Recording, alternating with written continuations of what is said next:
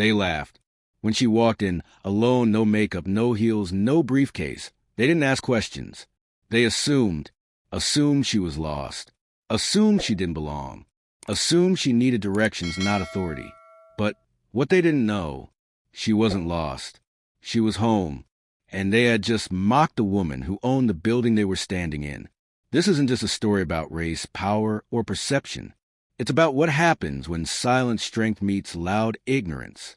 Before we begin, if you're tired of people being underestimated for how they look instead of what they built, hit that subscribe button and drop a comment.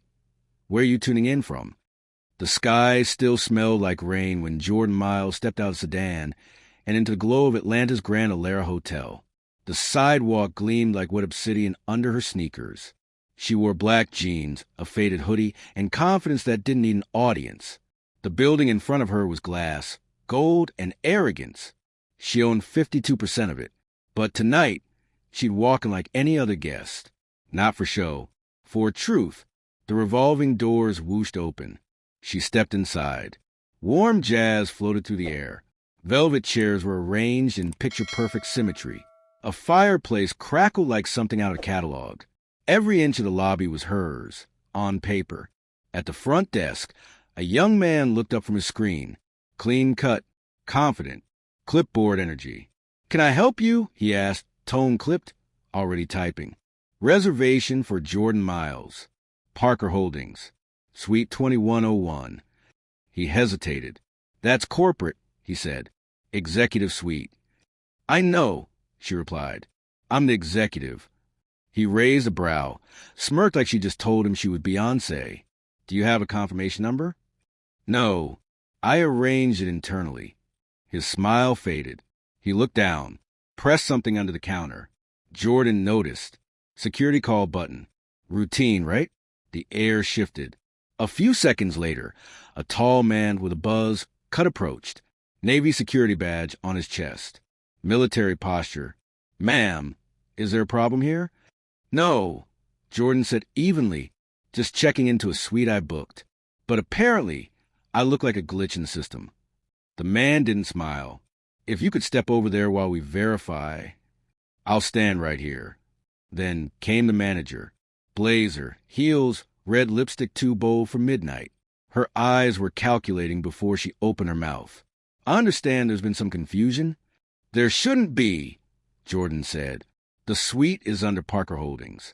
I'm Jordan Miles, CO." The manager's face didn't move.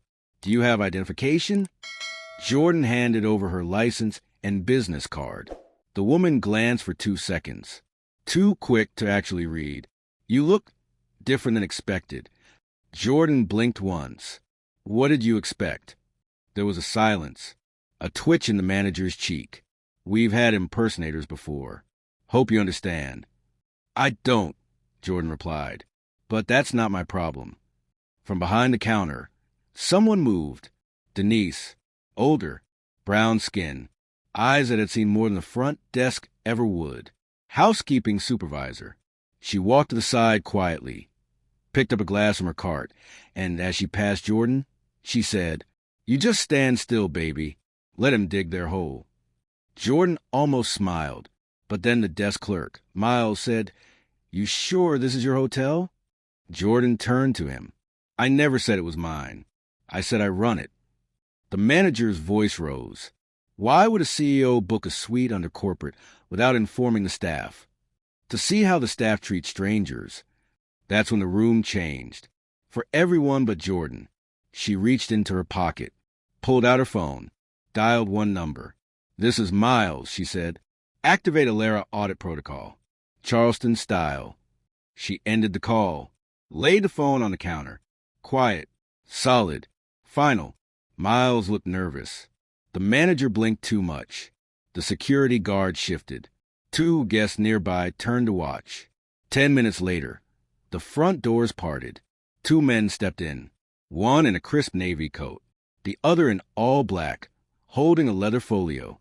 They didn't pause. They came straight to her. "Ms. Miles," said the taller one, "audit team is in place. We sent notice 2 weeks ago. All department heads were briefed." Jordan looked at the manager. I didn't get that memo, the woman said, voice dry. That's the point, Jordan replied. You only play polite when you think someone's important.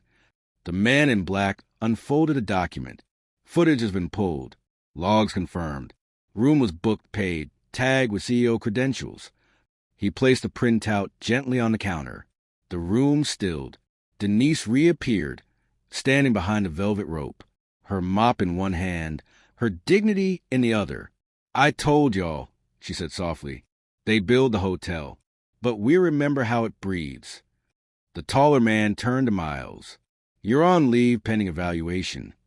To the manager, you'll be contacted by HR in the morning. To Jordan, would you like to cancel the audit? No, Jordan said. Let it run. I want the footage. I want the transcripts. I want them to remember this moment the next time a black woman in sneakers walks through their lobby. She picked up the glass Denise had left, didn't drink it, just held it like a crown no one saw coming. 10 years later, the lobby was still gold, glass, and arrogance. But Amira Miles had never known it any other way.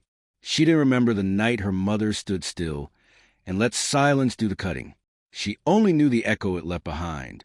Now at 27, she wasn't CEO. Not yet, but she was next in line.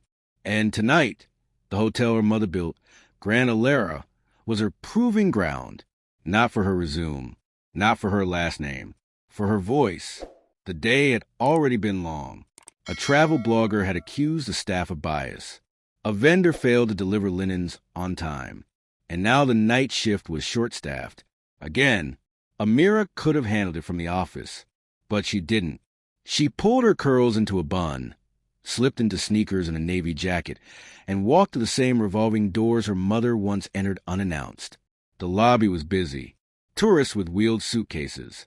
A couple laughing over cocktails. Business guests checking in. No one looked at her twice. And that's exactly what she wanted. Behind the desk stood Natalie. Polished, blonde, firm handshake.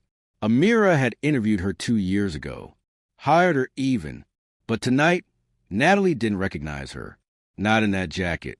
Not without heels and a name badge. Hi, Amira said gently. I'm looking for a suite reservation under Miles' group. Should be 2210. Natalie didn't smile. She glanced down at her screen. Miles' group?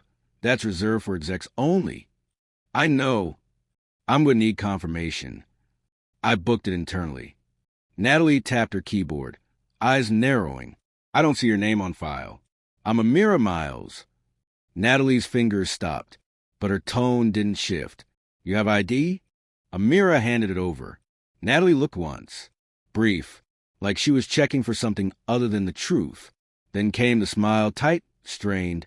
Oh, I didn't expect you to come down here like this. Like what? Natalie flinched. I just meant informal. Before Mira could respond, someone else appeared from the back. Jason, the new assistant manager. Young, eager, a degree from Cornell. Too much confidence, not enough context. Is there a problem? He asked Natalie. No, Amira said quickly. Jason didn't look at her. Do we need security? Amira laughed, not out loud, just behind her eyes. She stepped back. You don't know who I am, do you? Jason blinked. Denise, now nearly 60, pushed her cleaning cart out of the elevator. Still upright, still sharp.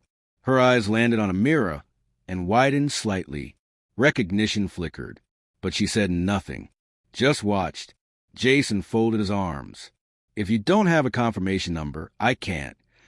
Amira pulled out her phone. This is Miles, she said. Initiate internal protocol. Guest services audit. Quiet run. Notify HR. She ended the call. Set the phone down on the counter. Natalie froze. Jason shifted. Denise slowly leaned on her mop. You're doing what your mama did, she said quietly, testing the ground for cracks. I'm checking if we ever filled them, Amira replied. Jason backed up half a step. You can't just... Yes, I can, Amira said, because I'm not the girl you assumed I was. Footsteps echoed. An elevator opened. 2 people stepped out, Jordan Miles, in a charcoal suit and soft flats, and her COO, Theo Clark. Jordan's eyes met her daughter's. Steady, measuring. "You didn't tell me you were auditing tonight," Jordan said. "I wanted to see how they behaved when the cameras weren't watching," Amira replied. Theo turned to Natalie. "Did she identify herself?" "She did," Natalie murmured.